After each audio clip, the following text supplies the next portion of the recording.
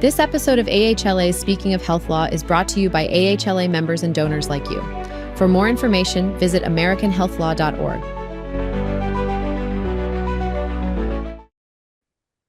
Hello, everyone. My name is Donn Herring. I'm a partner in the St. Louis office of the law firm of Spencer Fane. I've been practicing law for 35 plus years and spent most of my time in healthcare space. The last 15 years spending a big portion of my time working with rural hospitals. And today we're going to have a session of the Speaking of Health Law podcast. We're going to focus on rural healthcare and rural hospitals. And there are a couple of folks who are really going to lead this discussion. I want to take a minute to introduce each of them so you'll know who they are and know their background, and in that have a sense of the place from which they're speaking as far as their experience. First off, our first guest is Lori Wightman. Lori is the CEO of Bothwell Regional Health Center in Sedalia, Missouri. And Lori's background is Lori is the daughter of a father who was a hospital administrator and a mother who was a nurse. And because of that background, she decided she wanted to pursue both careers. And she has spent her whole life in the Midwest, living in North Dakota, Minnesota, Oklahoma, and now Missouri. Just a little background on Bothwell. Bothwell is a rural hospital. It has, in addition to the hospital, 21 clinics and over 1,000 employees, and generates in the neighborhood of $175 million in net revenue per year. In addition to being a hospital administrator, Lori is also a nurse and has had a nursing license for over 45 years, in addition to 25 years of hospital administration experience. And above all of those things, and I've known Lori for a fairly long period of time now, I can tell you with great certainty that Lori is, if nothing, passionate about rural communities and how rural healthcare serves those communities. And so she is in a great place to be able to share her thoughts about what currently is taking place with rural healthcare. Our second guest is Jon Doolittle. Jon is currently the CEO of the Missouri Hospital Association. But before that, Jon was literally a small town boy who left his small town to see the world and then came back to be the CEO of his local boyhood hospital. Jon was raised in Albany, Missouri, and following graduation from Albany High School, left Albany to pursue an undergraduate degree in government from Harvard University. And at least according to one bio I read, Jon may have been the first person from Albany to actually attend Harvard. But we'll let that stand. I can't prove it, but that could be the case. Following graduation from Harvard, Jon returned to Missouri, and after a period of time working for the Federal Reserve in Kansas City, took a position with Cerner, which is now part of Oracle. Eventually, he left that position to become the CEO of his hospital in Albany, Missouri, where he led that hospital with an affiliation with a larger facility in St. Joseph, Missouri, and in doing so, secured a stable future for his hospital. In 2021, Jon became the CEO of the Missouri Hospital Association, and in that role, he and his staff serve the 136 Missouri-based hospitals and the citizens of Missouri that they serve. And so with that as background, I want to just do a quick kind of where are we going moment within the podcast. So here, I think we all know that healthcare has been a significant focus of political and societal action over the last several years, and really is kind of a top of the news item. That's especially true since the beginning of this year with the passage of the One Big Beautiful Bill Act and the various changes it's going to cause to Medicaid and ACA coverage. And with all of those things happening, indicators are that some of the organizations most heavily affected by those changes are going to be rural healthcare providers and rural hospitals in particular. And it isn't as if the OBBBA was the beginning point of these issues. According to national statistics, over 190 hospitals have either rural hospitals have either closed or ceased providing inpatient services since 2005. And As of the beginning of this year, over 700 rural hospitals were at risk of closure due to financial conditions. And this is before any changes that are being caused by the passage of OBBBA. And so, as we sit here today, rural hospitals and rural healthcare are facing significant headwinds. And really, our purpose of the conversation today is to let Lori and Jon discuss those issues a little bit and talk about the path they see forward. I think the three of us, and I know we're not alone, believe rural healthcare is vital to the survival of rural communities. And so we are all committed to doing everything we can to make sure these hospitals survive. But I think we need to unpack those issues and hear from the people in the trenches as to what's going on so we can help better understand the issues and what that path forward looks like. So we're going to do this in a question answer format. And just to start out, first question, and I'll open it up to both Jon and Lori. For a variety of reasons, healthcare has been a prominent political and economic issue in the United States for the last 5 years, and quite frankly, for years before that. From your experience, who are the major stakeholders that are driving this discussion? What are their interests? What are they trying to accomplish? And how do hospitals, as kind of one of the marquee healthcare providers out there, how do they feature in those discussions? Yeah, since most of this conversation should really feature Lori and what's going on at Bothwell, I'll take a crack at this one, Don. Thanks, Jon. Healthcare is, I think, more of a tier one political issue in this country right now than it has been in the 30 or so years that I've been a grown up. And that started a little bit, I think, with the COVID pandemic. I think obviously health and healthcare came to top of mind for everybody. There was a massive societal response, and it really started asking some interesting questions about who's an essential worker? What are the things that absolutely have to happen? What are our obligations and rights to each other and all the rest? And it really started a framing from the perspective of someone who was a hospital president in a small town when in 2020 and 2021. It prompted thinking about why we do what we do from a healthcare system perspective in a way that most people had never done. And so I think what's followed from that has been a lot of conversation about, okay, what does it mean, access to healthcare, affordability, availability, kind of who's entitled to what? And how do we help each other? How do we infringe upon each other with the decisions that get made from a healthcare standpoint? When you talk about stakeholders, healthcare is kind of an interesting thing because the purchasers of care aren't always the people who receive care, right? When we think of purchasers of care, we might think of the person who's providing the insurance. That could be for people who are on Medicare, Medicaid, a few other programs. Those are governmental entities. Largely, the private insurance in this country comes through employers. With that system in place several years ago, we were a country that had 300 million people and 40 million of them were uninsured. And so we went through a process through what is now often referred to as Obamacare, right? The Affordable Care Act, of figuring out how are we going to provide access to those 40 million people who are uninsured. And it was a mix mostly of either government programs or government subsidies. And as we're recording this today, Don, it's early November, and the government is closed down in part because we're having conversations about whether or not subsidies should be available to people who don't qualify at that sort of safety net Medicaid level, aren't eligible for Medicare, aren't covered by employer-sponsored insurance, and how much do we as a society want to intervene in how affordable health insurance and how adequate health insurance coverage is for those people. So that's at the macro level.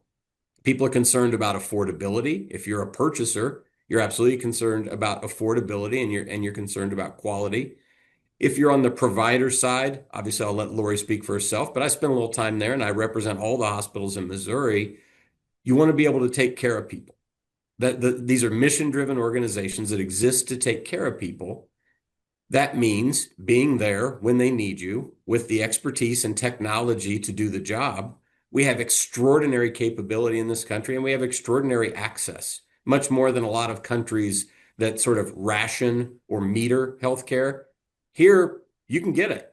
The waits are shorter, the technology is available, and then there are economic realities around that. And that's the mix that we operate in today, is how are we as healthcare providers, hospitals and health systems among them, going to provide what this country wants and needs in a way that's sustainable? And for us, that often turns to, can we get paid for our work? Because our work is expensive to produce, unfortunately. So, Jon, listening to your answer, it sounds like from your perspective, the pandemic, in a way, was almost a filter that caused people to really think more critically about why healthcare is important and the value of having access to it. And it kind of caused a consideration of issues that maybe always lived in the background, but people just didn't think about. And so this kind of put it in the front, and now people started to think about it. Is that accurate in how you saw the kind of the sudden or the renewed focus on healthcare of the last 5 years? I think it was one of the causal factors, yes. And I think healthcare providers early in that time were viewed as heroic and selfless. Public opinion, it's easy to measure. It really turned against experts, against institutions, in some cases against the government, and against healthcare providers. And for those of us who were in there in the middle of the pandemic response, it's a very difficult thing to hear now, a little bit of revisionist history around people thinking that we were doing things to people for money. I was there, man. We weren't doing things for money. We were part of a massive response trying to keep people safe and save lives. But from a political standpoint, a lot of viewpoints around COVID response and the institutions who were part of it is a huge causal factor today. And I think it paves the way for some of the governmental sort of policy decisions that we've taken around how broadly do we want to provide coverage, who deserves it, how much should they pay, and whether or not people are seeking to benefit in inappropriate ways from the money that flows through what is a very large part of the U.S. economy. I mean, you got to say it. $5 trillion is a lot of money. The U.S. health economy is the size of Germany's GDP. So it's reasonable for people to ask those questions and have their perspectives represented. From a provider perspective, we really try to navigate that in ways that we can afford to keep providing some of the best healthcare services in the world. Thanks. Okay. Lori, you've lived your life or your career anyway, in rural healthcare. And so you've been deep into this area for really your entire career. For purposes of understanding, because certainly most of the population now lives in urban and suburban areas and experience healthcare coming from that environment. If we suddenly shift gears and take all those people and put them into a rural environment, how does rural healthcare differ from what they might be familiar with in a suburban or urban setting? Well, in many ways, I would say we are uniquely the same.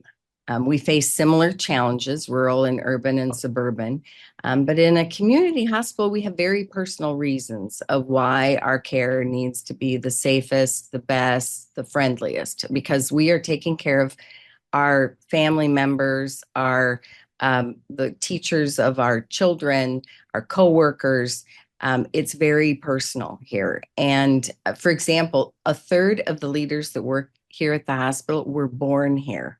I tell them they need to come up with a secret knock and handshake. I mean, it's very personal. And the connection to worthwhile work and making a difference happens every day. And that's why I love healthcare, and in particular, community hospitals. I always tell people if I didn't love it so, I'd be curled up in the fetal position in the corner. So the challenges are the same for rural and urban, yet our ability as a rural hospital to excel is handicapped by our size and our location, whether that's economies of scale, having robust data capabilities, strategic partnerships with payers, The ability to keep up with our aging infrastructure. I'm sitting in a 96-year-old building, and all of the technological advances, the size of our talent pool, and the ability to recruit to rural areas is handicaps us as a rural hospital. And as a rural independent hospital, we are literally at the bottom of the healthcare food chain. There are people in the healthcare industry that are making money. It is not the rural independent hospital. Now, in your situation, you mentioned some of the obstacles that you face as far as because of a remote location, because of access to talent pool, issues along those particular lines. Obviously, one of the things that impacts you in a way that is different from a larger urban or suburban hospital has to be payer mix. And part of the reason these new changes that are taking place to Medicaid and potentially to the ACA coverage have maybe a disproportionate impact on a rural hospital versus a suburban or urban hospital. Can you walk through that issue a little bit to help people understand how that difference exists and what that really means in the context of a hospital like Bothwell? Payer mix you brought up is very different in rural settings as compared to especially suburban. And payer mix has to do what percentage of the people you care for are commercial insurance or governmental payers. And for Bothwell, we're like our rural counterparts in that 78% of the patients we care for are paid. The source of payment is a governmental, either Medicare or Medicaid or a small percentage TRICARE, the military. So 78% are not paying at a level that covers our costs. So, because governmental payers don't pay their fair share when it comes to covering the cost of providing care. Well, you don't make that up in volume by 78% not covering the cost of providing care. So there's, so we've tried to patch onto that system of getting an extra boost because we have so many of our patients are being covered by Medicare or Medicaid or our self-pay. And it gets chipped away all the time. And especially, you talked about the One Big Beautiful Bill. I was recently interviewed for a different podcast of how are we going to prepare for the changes that are coming based on the One Big Beautiful Bill. I wish we had the luxury of being able to prepare because we're still trying to deal with digging out of a major COVID hole, always having additional challenges for reimbursement, Medicare Advantage plans taking forever to actually pay us when they have at least have approved, authorized the care that's for patients. So we're blocking and tackling with existing challenges and really not knowing how we are going to handle what's out in the future. So as I said at the beginning, the One Big Beautiful Bill Act is just one more brick in a otherwise very difficult wall to overcome, which has been there for a while. Now, Jon mentioned that one of the things that you have been doing at Bothwell is continually working in trying to innovate how care is provided and those types of relationships, obviously with a goal of enhancing Bothwell's ability to be financially stable. Can you talk about some of the innovations that you've been putting into place, or things you've done, or things that are kind of on the drawing board to the extent you're able to share that information? Yeah, well, I'll first start with workforce because we've had a grow your own program in place for long before I got here. We've been involved with medical explorers through the Boy Scouts for at least 15, 18 years. And in fact, that's a program through the Boy Scouts that, which is now the Scouts, I guess, that any high schooler that's interested, thinks they're interested in healthcare, has an opportunity to shadow, to get some hands-on experience. And we even have a ENT physician coming back home in 2 years, and he started out as a medical explorer. So that, I mean, that's you have to have a lot of patience, but it's we've had many come back that started out as medical explorers, are now nurses or lab techs or physicians. We've turned up the volume on that thought in terms of getting high schoolers interested in healthcare careers by being the healthcare host of the healthcare strand for the CAPS program that is being done by our local school district. And don't ask me what CAPS stand for because I can't remember right now, but this is juniors and seniors in high school that have applied to be part, and they are on site. It's a regular class they take for the entire year, and they are here every day of the week, either in the morning, and then a different segment is here in the afternoon. We have a total of 35 CAP students that are here, and we're in our second year. That is very immersive. The first semester, they are doing a lot of shadowing, trying to hone down what are the areas of interest. And then the second half of the semester is, the second half of the year is actually doing projects within in the hospital, within specific departments or in the clinic. I think it, we're now have a total of 70 high schoolers that have crawled all over our hospital and clinic, have discovered positions they never knew even existed. We had one girl that was very interested in being a nurse, but then she got exposed to social work and decided that is really what would get her up in the morning. So I think those kind of programs, you have to, it's a long tail or a long entry to that. But I think we're trying to build the healthcare workforce of the future. You have a greater likelihood of someone that wants to stay in their hometown where all their family is to grow your own. We grow our own also through, we have the first rural family medicine residency program.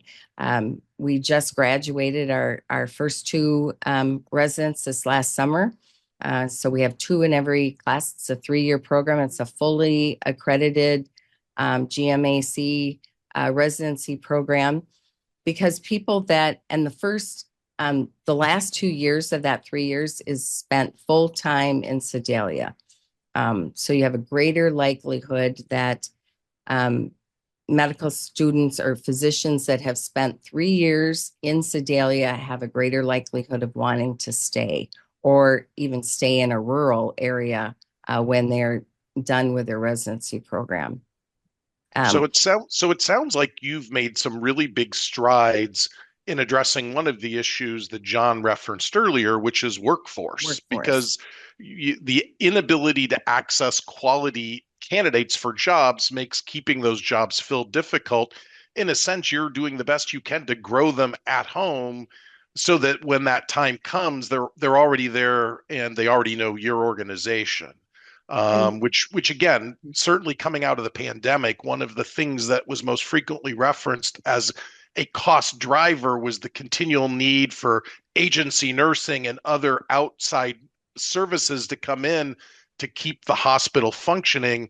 This program over time would minimize or eliminate that need for a hospital like Bothwell. Is that a fair statement?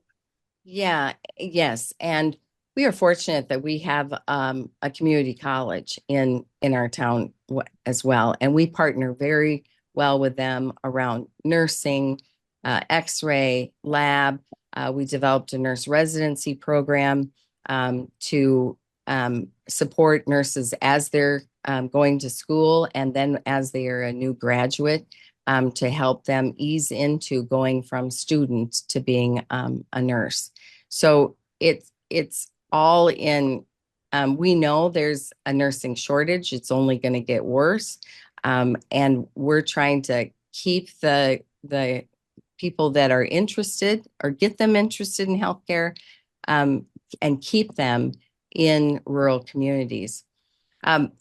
So that's growing your own. I would also say I identified, we're at the bottom of the healthcare food chain because of size. And so I'm very excited that there are 20 of us independent hospitals in Missouri that have recently launched an independent hospital network. We haven't even gotten an official name yet, but we are wanting to gain scale, create a clinically integrated network that puts us at the ability to have a robust data warehouse, so that we can also get really good at improving the health of the patients we serve and keep them out of expensive places like our emergency room or the hospital, and do that together. We're really trying to create what large health systems have, while remaining independent. So I'm very excited about that, and that will help us move up that healthcare food chain, develop stronger and better relationships with payers. The other thing we do is pilot everything, trying out things. We are one of 6 pilots in our state with our Medicaid program, to pilot being able to provide to Medicaid recipients in our county things that are not typically covered by Medicaid. So housing modifications, nutrition counseling, different home delivered meals, transportation. And we are in the 2nd year of this, and we're showing that we are able to, once you are able to solve what is getting in the way of people being able to focus on health, like they don't have any heat in their home, or they have no way to access food, then they can start they can get their attention on being able to lower their A1C or address their hypertension. And we've been successful in showing that we can move the needle on improving people's health, and in a population that's typically really hard to influence behavior. I mean, we talk about we're going towards population health and getting paid in different ways. Well, it's really about we're moving from getting paid for doing to getting paid for the ability to influence behavior. Well, that's really hard to do, and especially in a population that is more concerned about social determinants of health, the things that get in the way of, focusing on health. So Now, Jon, Lori has given us a laundry list of things that are taking place at Bothwell and the things they're doing to innovate how care is provided. You have a position from which you can see what's going on across the state. How are things going at the other rural hospitals? Are you seeing similar types of initiatives taking place? What does that look like from your perspective? Yeah, no, thanks, Don. A couple of things, right? It's always and or but, right? So number one, Lori and Bothwell are at the forefront of a lot of really interesting developments. There's no question about that. But she said a couple things that brought to mind for me some things that I want the listeners of this podcast to understand.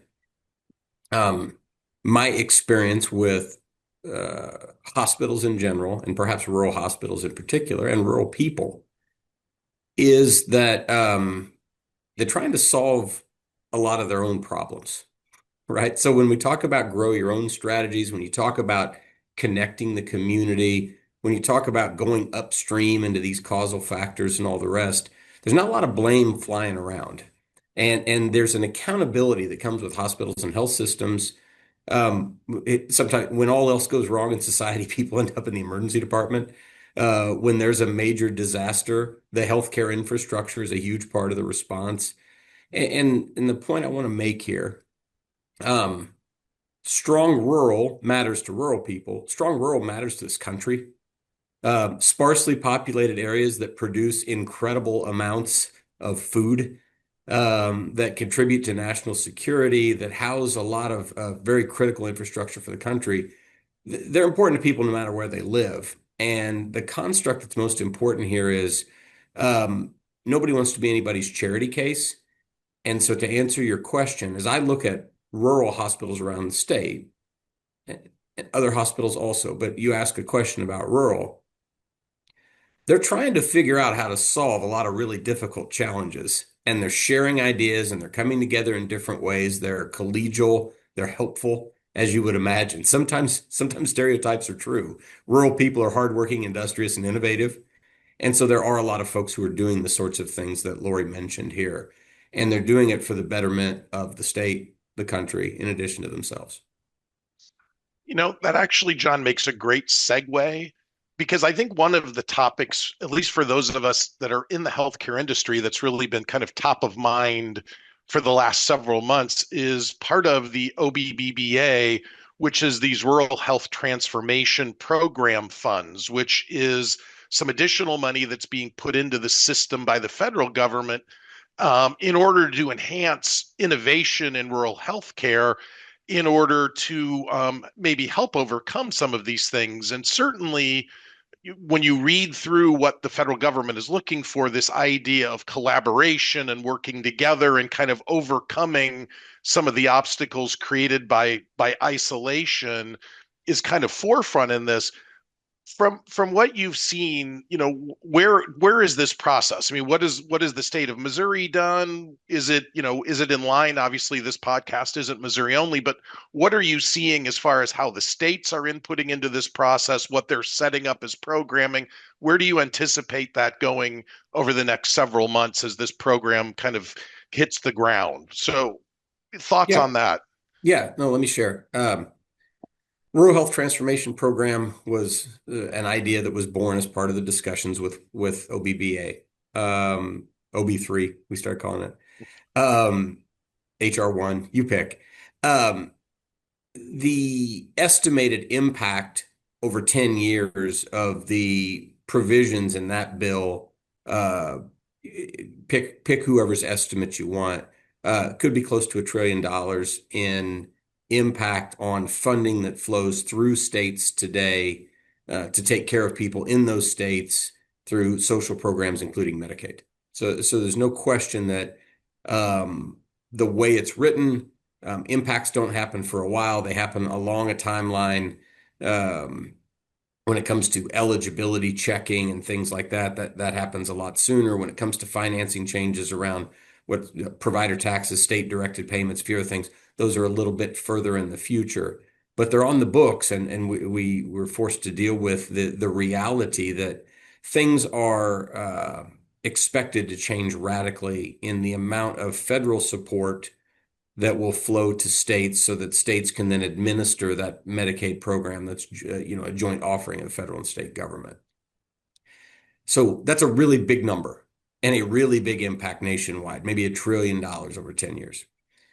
The Rural Health Transformation Program, as part of the negotiations for that bill, was an idea that was born, and eventually it passed as part of the law, and it was funded at $50 billion over 5 years. $50 billion is not a small amount of money. It pales in comparison to the size of the impacts that are expected from other parts of OB3. But it should be available sooner. Here's how it was structured high level.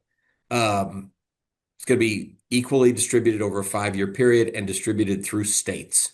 So individual provider organizations, hospital associations, whoever else, they got to give input to this process. But the 50 states were able to put in an application. All the states that put in a qualifying application were going to get their 1/50th per year. And those applications now have gone in. I don't think we've received final determination on, I think we did hear that all 50 states applied. I don't know if that means all the applications were accepted. But when you think of half of the money, 25 billion or 5 billion a year would be equally spread across 50 states, regardless of how large they are, how rural they are, anything else. The other part are part of a competitive process that does have weighting of how rural are you, what is the need, what's your population, and then what are your ideas? And CMS came out with a notice of funding opportunity on September 15th and said, hey, here's how we want you to apply. And this is how we're going to score it. And these are some ideas of what we want to do.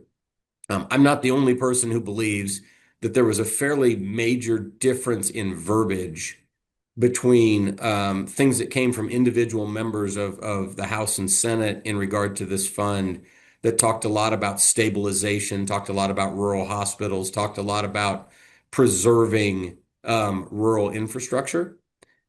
And then the notice of funding opportunity came out from CMS, and it had a different focus. And it not exclusive.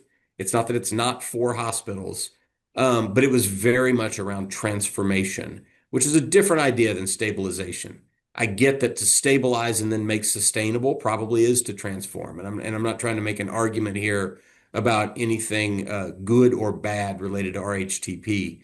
You asked, as we pivot here, what are people thinking? The 50 states each took an approach to how they would want to use this money to help get to a sustainable rural health delivery system. Helping the incumbents is going to be a part of that everywhere. Helping the incumbents transform, helping grow workforce, helping upskill people, helping get people practicing at the top of their licenses. There are a lot of use of telehealth. There are a lot of very popular concepts that were noted by CMS. The challenge now will be CMS will make its scoring determinations, funding determinations. We should know about those determinations by the end of this calendar year. And then states will start to administer programs over 5 years with the goal of helping rural citizens receive care. Rural citizens receive care in suburban and urban areas, but a lot of the care they receive, a lot of the connections they have are local. They are very rural. And we in Missouri, like other states, will work to try to use this money very well to help solidify, I would say stabilize. I think it's awfully important, and then also seek to transform the delivery system for people who receive care in rural areas.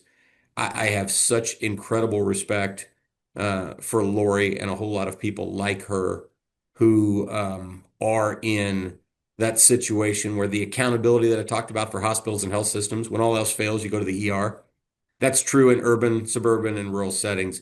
In rural settings, folks often are the only game in town in a different way. And I don't mean that there aren't other independent clinics or dentists or pharmacists, or what I mean is from a hospital or health system perspective, the buck stops with them. And I think we need to help them do that well.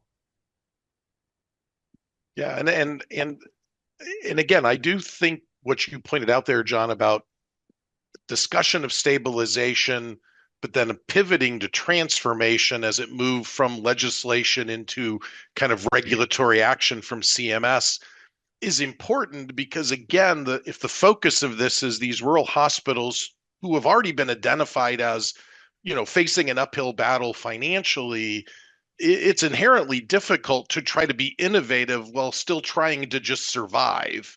And so, I think the way this has been rolled out, it's like they've thrown kind of a life preserver out there, but now they've made it difficult to get to the life preserver in order to be stabilized. So I think how this plays out is going to be, I would use the word interesting, but interesting doesn't really convey the importance of it, because how this rolls out for some will be the difference between survival and closing.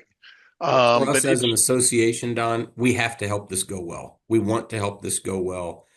If the program pivots a lot to studies and technical assistance, and yet it also is being given the job by government officials of stabilizing rural health, then we've got a difference between perception and reality that could be very damaging.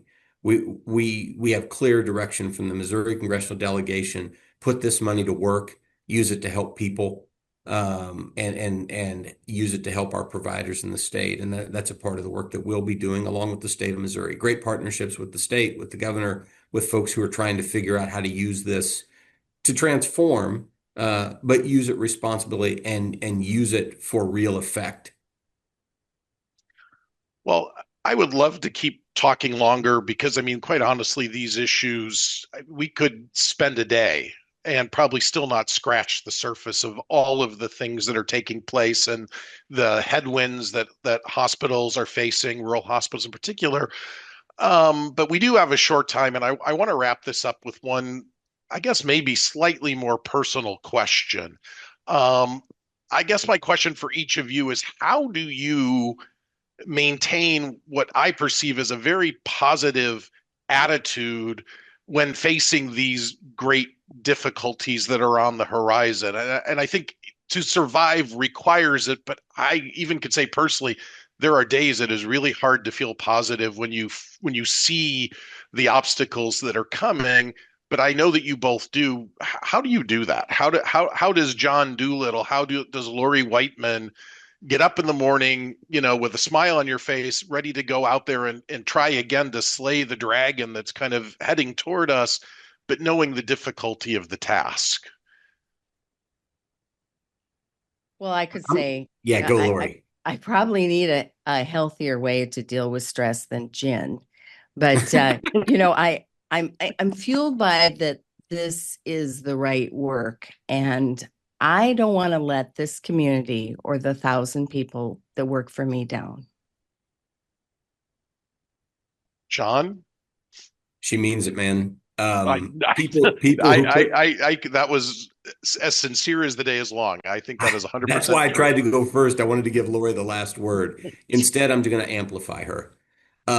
She's cool, but she's not unique. There are people all around this state who understand the tasks they've been given. There's a lot of pressure being placed on the healthcare system. There is a sense that it has too much money. It's not providing good enough outcomes. Somebody needs to do this better. I will tell you that there are a lot of people who come into this space looking to carve off a small piece of that 5 trillion and try and make a pretty good living. They're not the ones who are competing with us to be open at 3 a.m. taking care of whatever walks in the emergency department. People who see the miracles that are worked in their organizations and understand that they are the last line of defense and the best line of defense in so many areas. It's easy to be mission driven. It's easy to get excited about taking care of people who take care of people. And that's what I think keeps us going. All right. Well, again, thank you, Jon and Lori, for your time, for your willingness to share your ideas. Again, I hope and I believe that this information will be helpful for others. And obviously, I wish you both the best as you continue down the path of trying to find the way to get through the next few years so that we're all still moving forward, serving the community in the future. So thanks so much, guys. I appreciate your time, and we're going to sign off. Thanks. Take care, all.